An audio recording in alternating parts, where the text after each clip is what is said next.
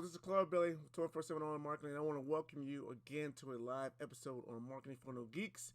I am excited to be here to share with you guys what I learned when I spent $149.71 on Facebook ads.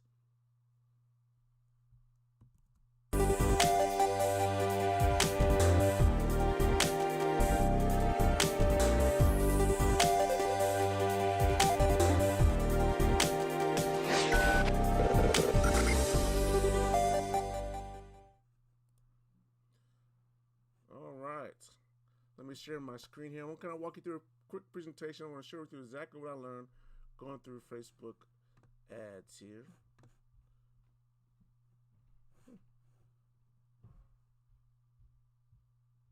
There we go.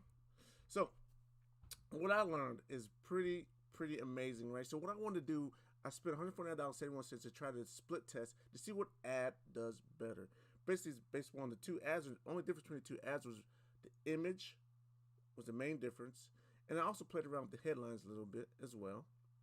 And then mostly in this particular experiment, I was also playing around with a couple different ad sets, right? So ad sets would be my audience. So I had 3 different audiences I was looking at. I was looking at 2 different images in my ads, and then as well as playing around with the headline. And so I'm going to share with you what the results look like. Now, out of curiosity, just curious, which one do you think performed better? The one on the ad A, ad B, or maybe neither. All right. So here's a split test, how it worked out. So I used the Facebook ad split testing to try to, to implement this split test.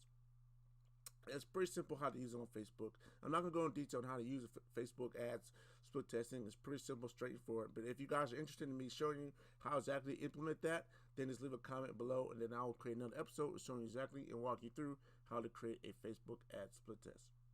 But as you can see here, I had 3 ad sets in our campaign, it gave me 3 different split tests. And of the 3 split tests, one of them only found a winner. Now, a very interesting fact that I will share with you here in a second is that Facebook declares a winning based upon a certain percentage. And I'll share with you that here in a quick second. But as you can see, the other 2 split tests, it showed there was not enough data to know to give me a result. Now, the split test was over 5 days. So it started on, it ended on June 21st, but it started 5 days before that. And I spent, a small budget amount. I didn't want to go over crazy because I didn't really know how it was going to work. And I didn't want to spend a bunch of money, but I want to spend a decent amount of money. So I ended up spending basically $10 in total per ad set to run this test. All right, so as you can see here on the screen, this is the first ad set, right? So this is where actually Facebook actually predicts a winner, and it actually said that the version A, which is ad A, which is me, this was a basic photo with a green background behind me and it's holding a whiteboard saying I'm a marketing phone geek. They're saying from their prediction of the test or showing that is the winner. That 76, that there is 76. Man, I can't say this very well. There is a 76% chance that I would get the same winner if I ran this test again. So it's saying that the image with me holding a whiteboard, I am funnel geek, is a better image to get the clicks that I want to my website. So the interesting thing that I found out, though, is that Facebook determines the winner based upon a 65%, what we call a 65% confidence interval, right? So if it believes that 65% confidence, then they will declare a winner. If it can declare 65% confidence, then it will declare a winner. Anything above that, it will declare a winner. Anything below that, it will say it doesn't have enough data. So that's what that's another thing I learned from Facebook as well. So as you can see down here in the bottom here, screen here, I reached over, I got ad A got 4 clicks and ad 1 got 1 click. And you can see I spent roughly, $20 just to test this in total over 5 days, $10 each between two different ads. Not bad. Now, I will share with you also, now, I do have a little bit of a statistical background in engineering, so when I actually use my own software, Minitab, to actually calculate the results, well, the results tell me something different. It says that, A, you don't have enough data to make a conclusion that ad A is different than ad B, because my confidence interval for statistically, you should always use anything above 90%, so what you should use. But Facebook's only using 65%. right, to declare a winner. But statistically, right, to have confidence, to have measured confidence, you want at least 90%. Ideally, most people pick 95, but then you can also go to 99%, right, if you want to be real confident. Now, the difference is the higher confidence interval is going to require you, or higher confidence number is going to require you to get more data, a lot more data, so meaning a lot more samples, right? So in order for me to get a higher confidence interval in this test, I will actually have had probably spend a lot more money to reach a lot more people to get a higher confidence interval, right?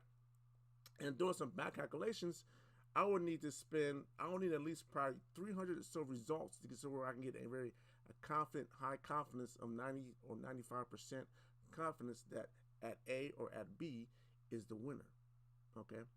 But with Facebook in this case, this uses 65%, so they're saying 76% of chance to be better. Now, it's still guesswork for me. For me, I really want to know. But then again, if I really want to know, I will have to spend a lot more money to really want to know. How important is it? So it's up to you. You can kind of go on Facebook and say 76% confidence is pretty good. I'm good with that. I'm going to spend a lot more money on that and just use add A.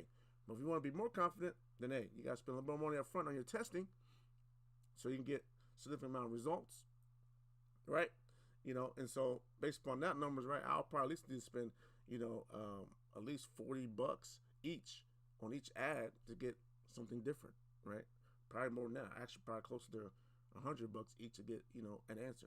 So that's kind of what we're looking at here as far as this first asset. So looking at asset number 2, right, there's basically saying there's not enough data here, Claude, to make a decision.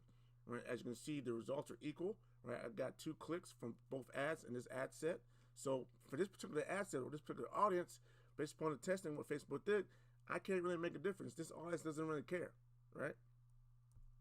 Same thing with another ad set. Same deal. I got 1 click each. I can't make a call from that, right? So that's why we don't have enough data.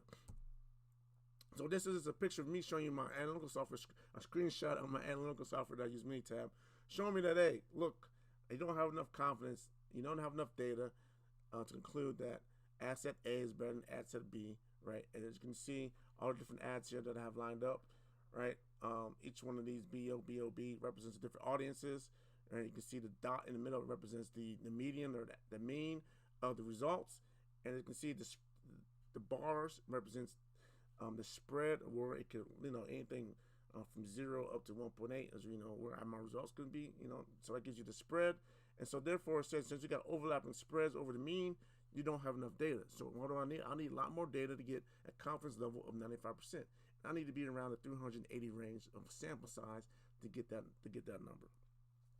All right, so conclusion. So what did I learn? So really, technically, I don't really have enough evidence to conclude that there was enough, that asset A is better than asset B at a 95% confidence interval.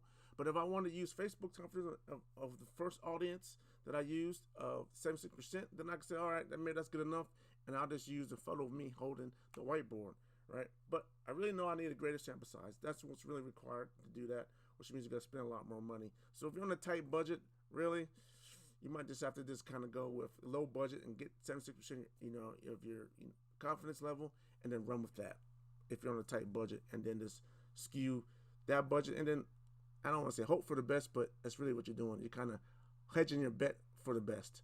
But if you get a larger sample size, you know for sure that you can rock on with whatever the winning ad is. And so we're running some more tests. I'm going to run some more tests. I want to increase the budget. That's what we're going to do next. And now I'm going to share that with you at a later time. So if you have any questions, let's go to Q&A now. Is there time to ask them? And if not, we will conclude. If not, we shall conclude. So let's look at Q&A.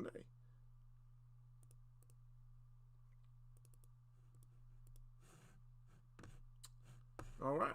I don't see any questions. So thank you, everybody, for joining here today. I greatly appreciate it. I'm excited to be able to do this for you. If you have any comments, have any other thoughts, any other things you want me to share, any other episodes you want me to do live for you, any questions you want to ask, please leave in the comments below. Take care. Thank you, and God bless you.